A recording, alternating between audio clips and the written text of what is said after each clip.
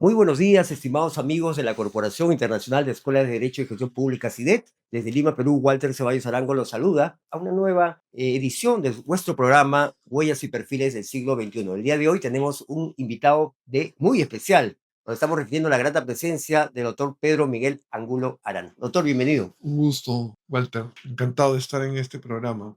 Tenemos a bien presentar al doctor Pedro Miguel Angulo Arana. Él es un maestro miembro de CIDET, además ya con bastantes años acompañándonos en los diversos foros, congresos, en los cursos internacionales, a través de la capacitación permanente que realizamos en nuestra labor en 20 países, que considera toda América Latina y Europa, en Europa, España, Italia y Portugal. Hemos tenido oportunidad de poder participar en diversos cursos con el doctor Pedro Miguel Angulo Arana y ha quedado pues sentado pues su amplia trayectoria y también la relevancia de su pensamiento y también de sus conceptos, lo cual él comparte en forma muy entregada y dedicada a la comunidad jurídica internacional.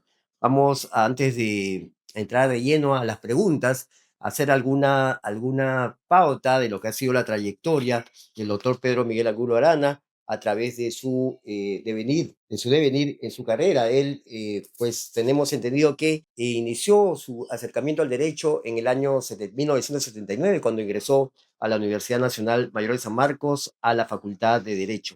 También ha trabajado en el Ministerio Público, se ha desempeñado como fiscal adjunto supremo, como fiscal anticorrupción, como fiscal superior penal de Lima, en el cual ha desarrollado su labor. También ha estado como decano del Colegio de Abogados de Lima en el periodo 2016-2017. Además, también integró la Comisión de Implementación del nuevo Código Procesal Penal en el Ministerio Público. Luego también tenemos la trayectoria académica. Él ha sido profesor en diversas universidades del Perú, entre ellas la Universidad Mayor de San Marcos, la Universidad de San Martín de Porres, la Universidad Federico Villarreal y la Universidad de San. Además, también tiene la trayectoria política. Él ha participado como en el Congreso de la República, ha postulado como candidato al Congreso de la República, también tiene una precandidatura presidencial.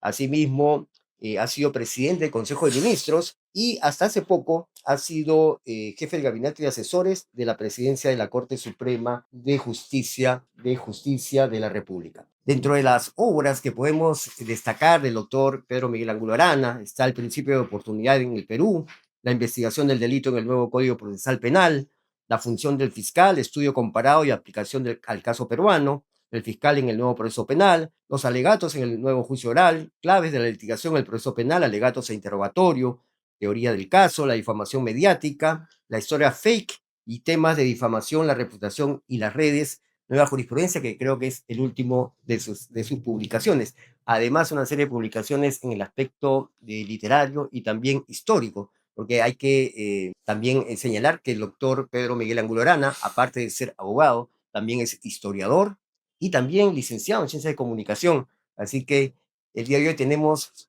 bajo este perfil un rico programa porque tenemos pues varios matices para conversar con el doctor Pedro Miguel Angulo Arana. Así que vamos de frente a la entrevista. Nosotros hemos preparado, doctor, unas preguntas para, creo que, deleite de toda nuestra audiencia que se expande a lo largo de toda Latinoamérica y también Europa. Antes de llegar a 1979, que fue su primer contacto con el derecho, doctor, cuéntenos usted en dónde nació y cuáles fueron sus primeros años, dónde las pasó y en qué colegio estudió, doctor. Gracias. Bueno, yo nací en Lima. Soy hijo de una dama que fue hija de cajamarquino y yo viví en la casa de mis abuelos maternos y por eso mi educación, el primer lugar donde fui a viajar fue Cajamarca. Todo estuve vinculado a una cultura cajamarquina.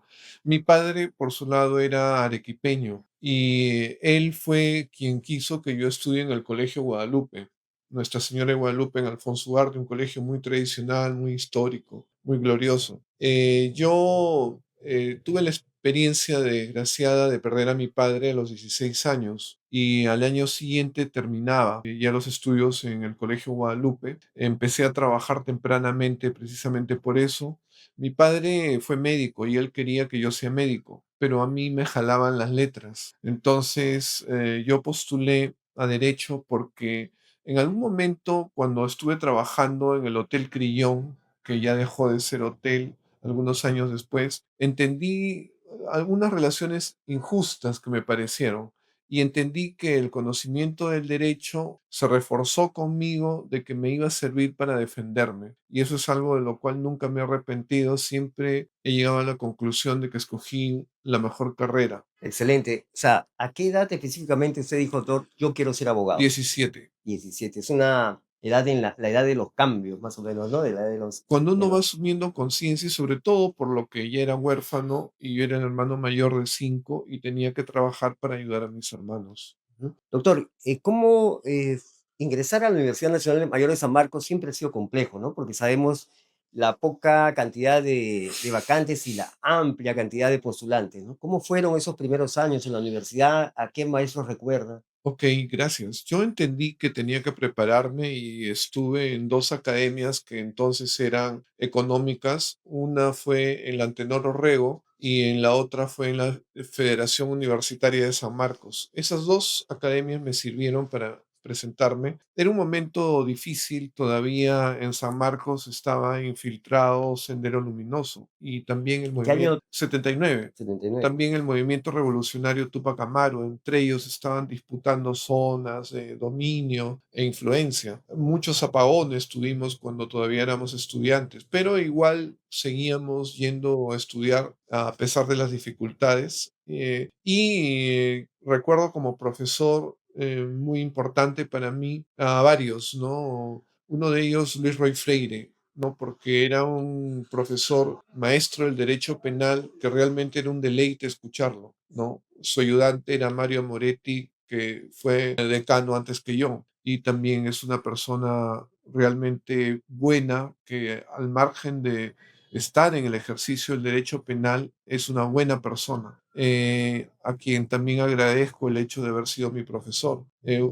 Ugarte del Pino fue otro de los profesores buenos que nosotros recordamos. Parodi Remón también es otro que recuerdo. Nos dejó muchas enseñanzas. Él era de Derecho Procesal Civil. Excelente, doctor. ¿Y el derecho penal? ¿Cómo llega usted al derecho penal? ¿Lo hizo en los primeros años de litigación o ya usted tenía un perfil desde la universidad? Yo estaba, cuando era estudiante, todavía trabajaba en el Banco Continental y hubo un tiempo en el cual me invitan del Centro Federado a formar parte del sindicato.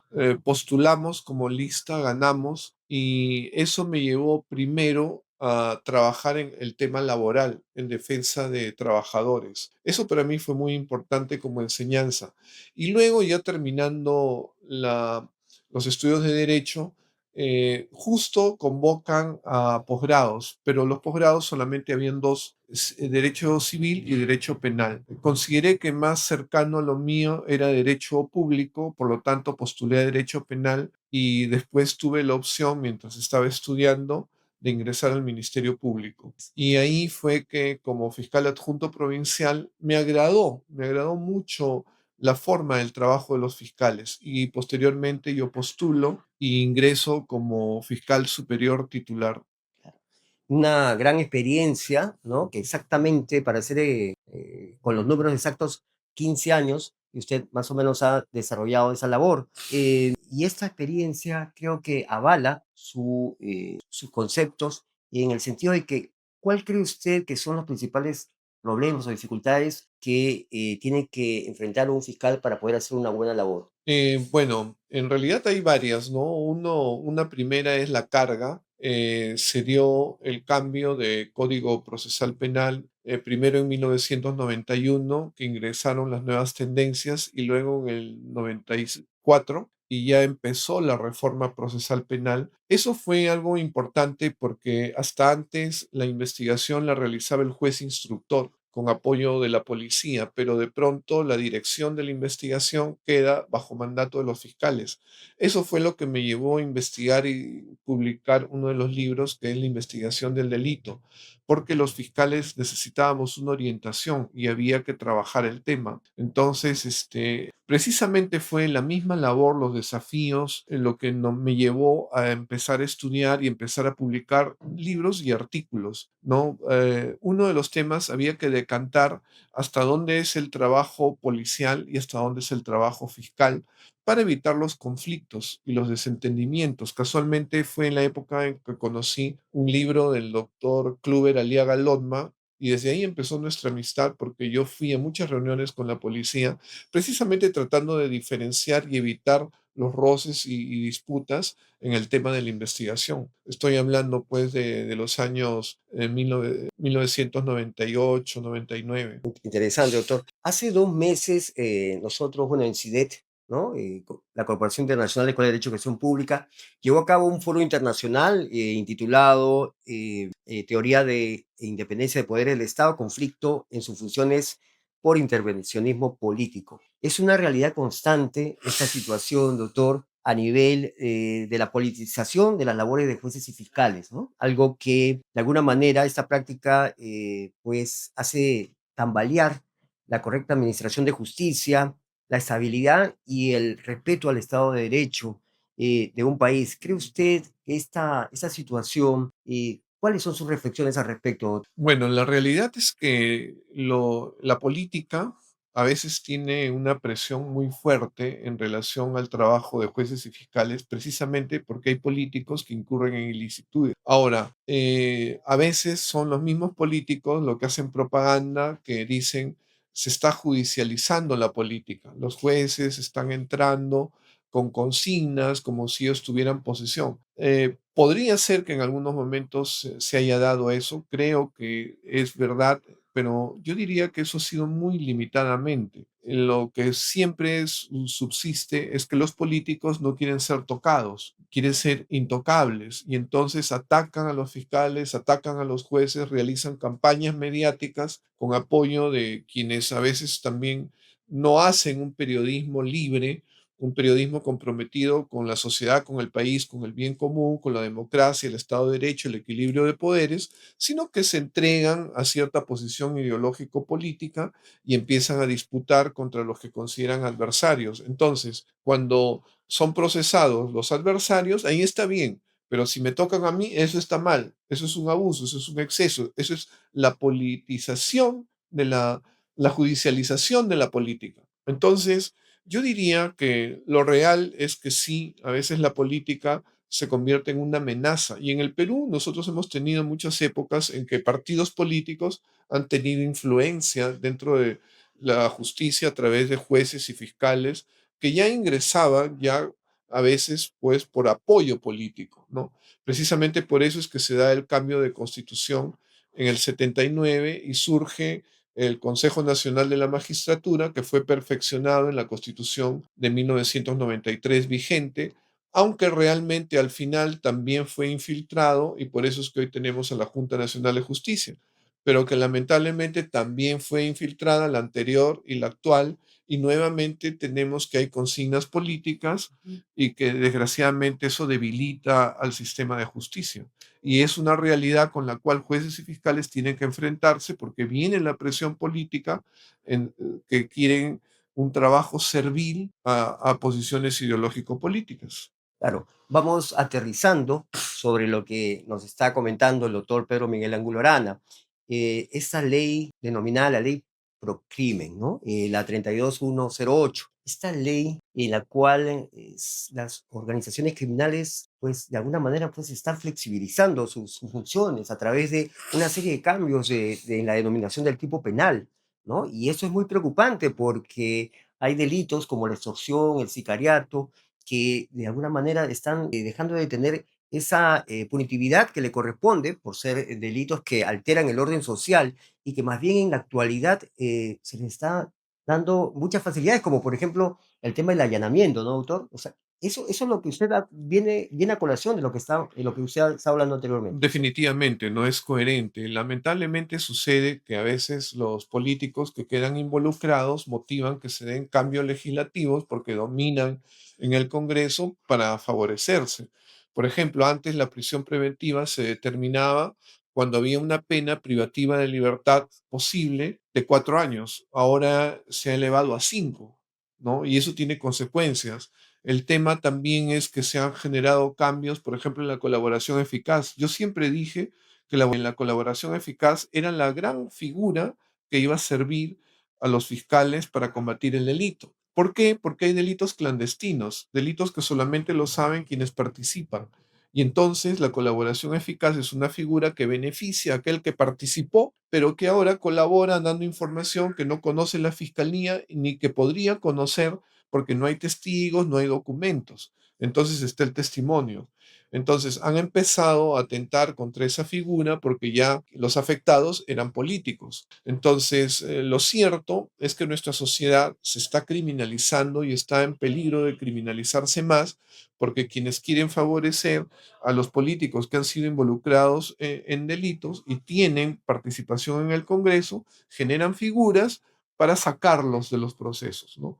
Ese es el gran problema y precisamente si llegamos al Colegio de Abogados de Lima, nosotros vamos a conformar una comisión de especialistas en derecho penal y procesal penal para que ellos analicen y presenten los proyectos a nombre del colegio para que las normas vuelvan al equilibrio. Es verdad que han habido abusos, yo no voy a decir que no han habido excesos, para mí es un exceso que cuando estaban todavía en colaboración eficaz, un fiscal filtre que hay esa colaboración y qué era lo que estaban diciendo para que sirva a quienes en esos momentos también pedían una prisión preventiva para el imputado. Entonces, filtrar eso sirvió para algunas prisiones preventivas y era indebido porque la colaboración todavía no había terminado, no había una sentencia. Eso no se podía utilizar como insumo para decidir una prisión preventiva. Entonces, es verdad que ha habido excesos, pero la cosa no es ponerse de esta posición al otro extremo y dar facilidad para que los delincuentes señoreen en la calle. Exactamente, doctor. Es un tema muy complejo, pero que bajo la perspectiva del doctor Pedro Miguel Angulo Arana, bajo su experiencia como penalista y también como ex fiscal, pues nos está dando luces al respecto. Muy bien, doctor Pedro Miguel, la difamación mediática es siempre un tema complejo, ¿no? Porque se habla de la reputación de las personas. Ahora, en estos tiempos, con las nuevas tecnologías disruptivas, las comunicaciones pues ahora son más inmediatas. Usted tiene dos libros dedicados a la difamación mediática. ¿Podría comentar sobre el respecto? Sí, bueno, en la verdad yo me interesé en la temática porque precisamente a mí me empezaron a difamar desde que yo aspiraba a ser fiscal supremo. Era el modo de que algunos de mis competidores consideraban, pues, como se dice, bajar la llanta, ¿no? Y a mí me ofendía porque realmente yo estaba absolutamente ajeno a muchas de las cosas que me imputaban. Y ni siquiera existían documentos, sino simplemente habladurías, rumores. Lo peor es que hay periodistas que han hecho caso de eso. Entonces yo me interesé en trabajar y entendí que esto era más grave, ¿no? Porque venía desde la política. Hay políticos que están desprestigiados y cuando surge un nuevo político limpio, lo perciben como una amenaza que rápidamente los va a aplastar. Pero ellos cuentan con el prejuicio de los ciudadanos. Todos son iguales, este también ya sabrá que algo debe de tener, yo no creo que sea tan limpio. Y cuando sacan algo, aunque sea mentira, el ciudadano pues ya le están dando en el gusto. Sí, ya ves, yo te decía. Entonces, la realidad es que eso, el desprestigio de los que quisieran empezar, al final termina al mismo nivel de los desprestigiados y eso es perverso porque sirve para que la política no cambie, para aquellos que ya están situados permanezcan, porque destruyen la reputación de los que quieren empezar. Entonces yo es un tema que lo trabajo en ambos libros. La figura de la difamación es la más grave, ¿no? Las otras figuras contra el honor y la reputación son la injuria y la calumnia. Pero la difamación, y yo le puse mediática, es porque en el Código Penal peruano se vincula a la difusión a través de la radio, la televisión, es decir, los medios, y hoy en día tenemos las redes, que es lo mismo. Precisamente ya hay jurisprudencia que sanciona, digamos, en el Facebook, en el WhatsApp, porque muchas personas se enteran, Y entonces el daño es mayor. logarítmico ahora, ¿no? Es Así mayor es, todavía. así es. Y además lo hacen de modo clandestino. Ni siquiera tienen la hombría, en el caso de que sean varones, de poner su nombre, ¿no? Es algo bastante cobarde y que está de moda. Entonces sí, eso fue lo que motivó a que yo trabaje la figura de la difamación. Sí, justamente, doctor, nosotros realizamos a nivel internacional, usted recordará la presentación del libro Así de la es, del, difamación del mediática, primero, sí. y desde ese momento, fíjese, doctor, le comento, y seguro que también usted ha tenido correspondencia de todos los países de América Latina, preguntaban mucho por el doctor Pedro Miguel Angulo Arana. a raíz de ese libro. Y ahora les comentamos, Comunidad Jurídica Internacional, que hay uno nuevo, ¿no? Que hay uno nuevo que hace poco nosotros también hablamos con el doctor Pedro Miguel porque tenemos que hacerlo llegar también a toda América Latina, a Europa. Tiene que complementarse este primer trabajo con el segundo, ¿no, doctor? Así es, se llama temas de difamación. He profundizado un poco más y he tratado ya la jurisprudencia peruana, las virtudes y los defectos de la misma, porque yo recuerdo que esa vez que se hizo la presentación, le agradó la forma, la perspectiva que yo llevo a un colega de Argentina. Claro Y que me dijo, sí, qué bueno, que ojalá pueda llegar allá. claro que Vamos sí. a tratar, gracias a la iniciativa que tienen ustedes de esto hacerlo latinoamericano, de hacer llegar los libros, ¿no? A los interesados, inclusive gratuitamente, porque a mí me parece que es muy importante la defensa de la reputación, porque los seres humanos nos esforzamos por nosotros mismos y es un estímulo el reconocimiento de los otros, que eso no es dinero, eso es respeto al nombre, a las cosas que uno hace. Los seres humanos unos servimos a los otros. Más allá de un trueque, siempre le debemos a los demás porque por sus actividades nosotros tenemos comodidades, nosotros tenemos oportunidad de crecer. Y digamos, cuando se traba eso a través de la destrucción de la reputación, se está dañando el mayor estímulo al ser humano.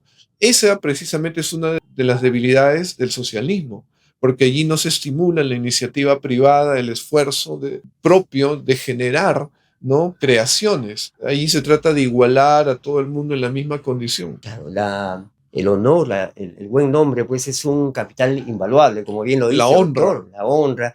Y qué bueno que se hayan tocado esos temas en esa oportunidad. Esperemos que pase un poco el tema de la campaña, doctor, para poder retomar el hilo conductivo que nos va a llevar a presentar y lógicamente, en foro internacional, a debatir sobre este tema tan importante que es la difamación mediática.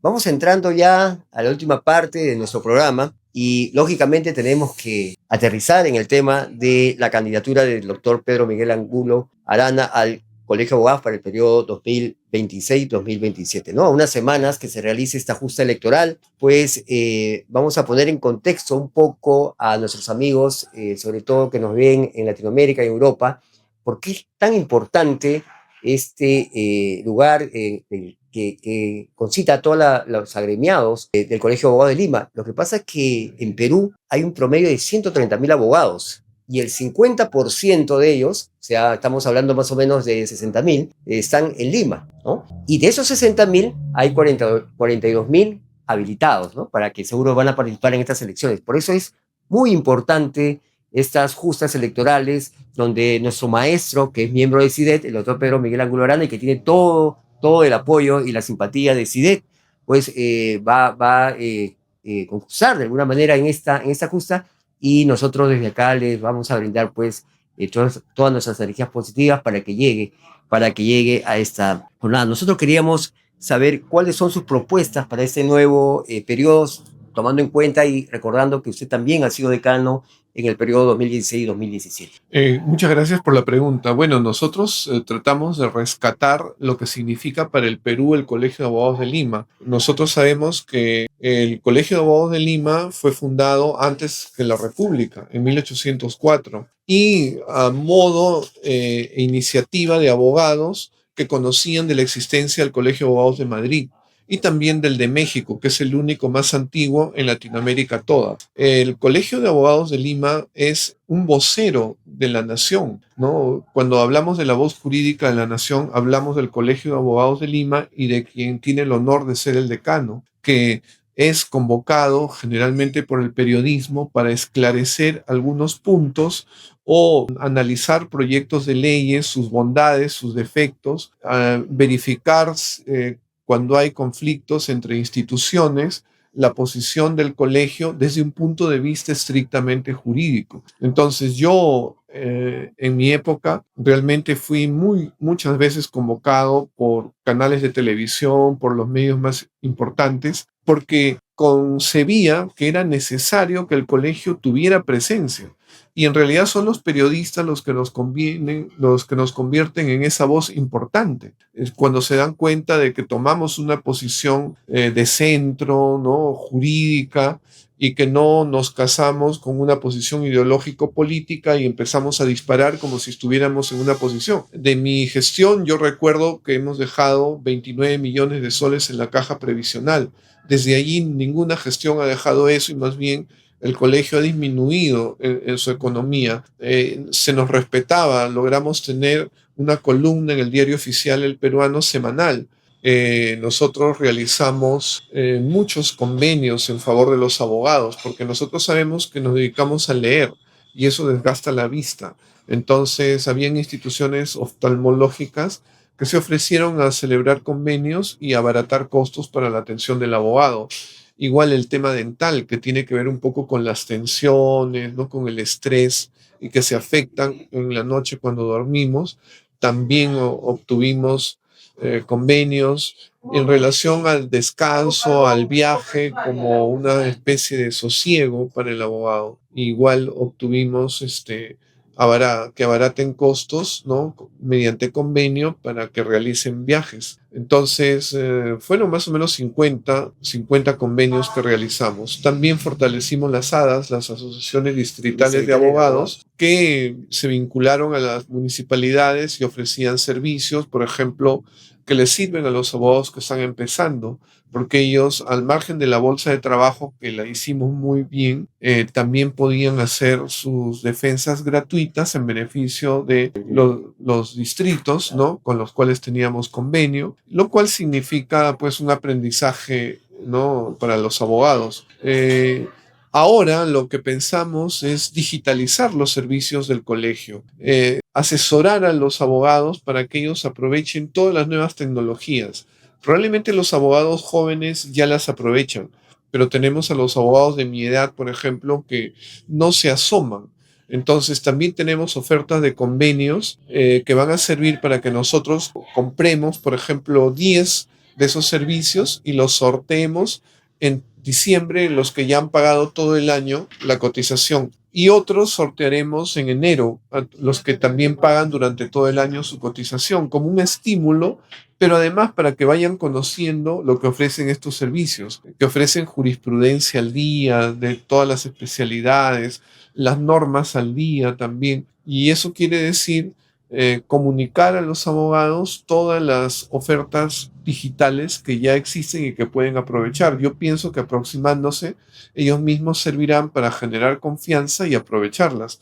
Pero además, pensamos de repente que en el nivel de cotizaciones que ya tenemos, eso no se toca, pero podemos generar un segundo nivel en la cual tengan nuevos servicios, mejores servicios y por lo tanto los abogados cotizarán libremente un poco más para acceder a esos servicios que va a poder ofrecer el Colegio de Abogados de Lima y que tienen que ver con la modernización. Qué importante todos los elementos que nos narra el doctor Pedro Miguel Ángulo Arana y en bienestar de los agremiados del Colegio de Abogados de Lima.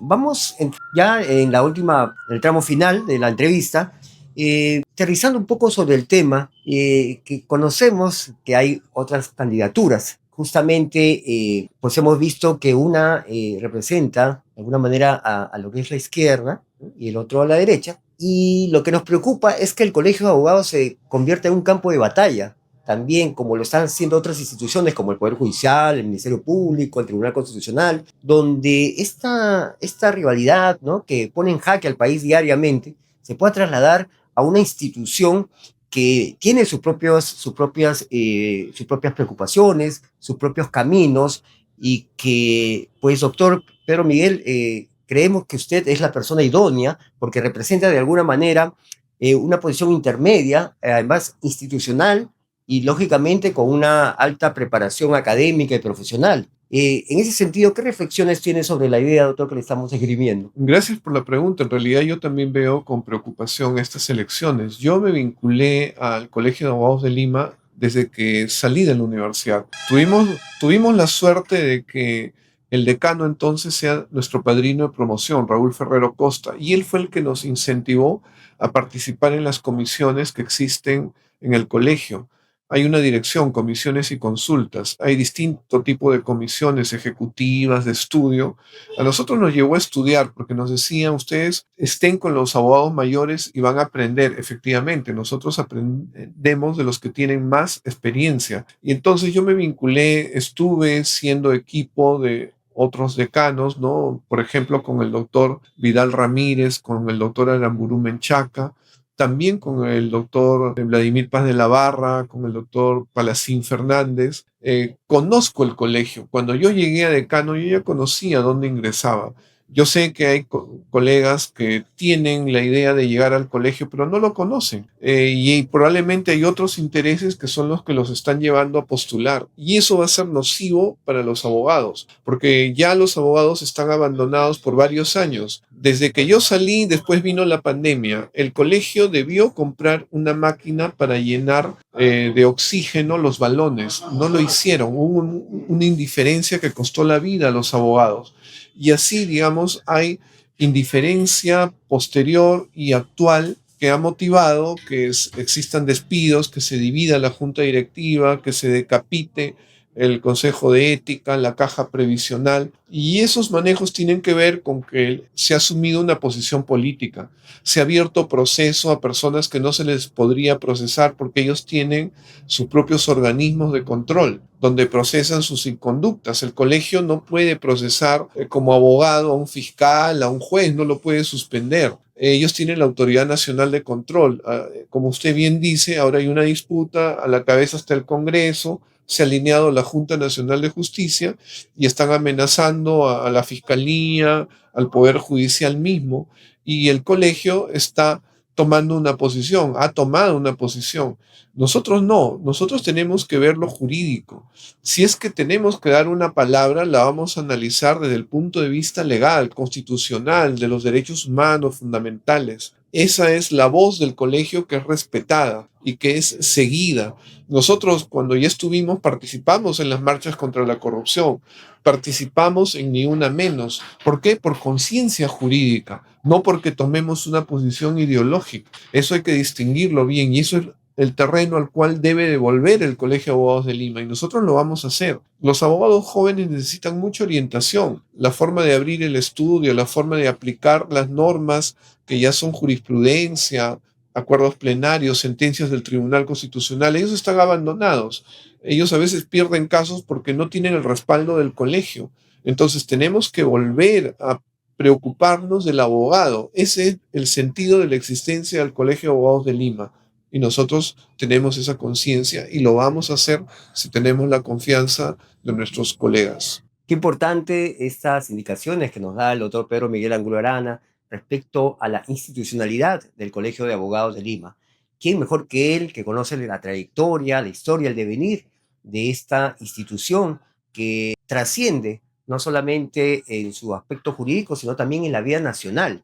Porque no es para nadie un secreto que la palabra de un abogado constitucionario, de un abogado preparado y capaz, pues puede ser una pauta importante para resolver muchas de las problemáticas que atañen a nuestro país. Nosotros estamos muy contentos de haber iniciado este año 2026 con este primer programa y qué mejor con un gran invitado como es el doctor Pedro Miguel Angulo Arana. Doctor, muchísimas gracias Muchas gracias. por su tiempo, por estar con nosotros. Muy bien, nosotros nos despedimos, le mandamos un fuerte y caluroso abrazo fraterno a toda Latinoamérica, a los 20 países a los cuales están adscritos a la Corporación Internacional de Escuelas de Derecho y Gestión Pública, tanto en América como en España, Portugal, Italia, y nos estamos viendo pronto en la Pasantía Internacional y Congreso Internacional en República Dominicana, donde estaremos llegando con delegaciones de México, Costa Rica, Guatemala, Perú, por supuesto, y Argentina. Muchísimas gracias, muy buenas tardes.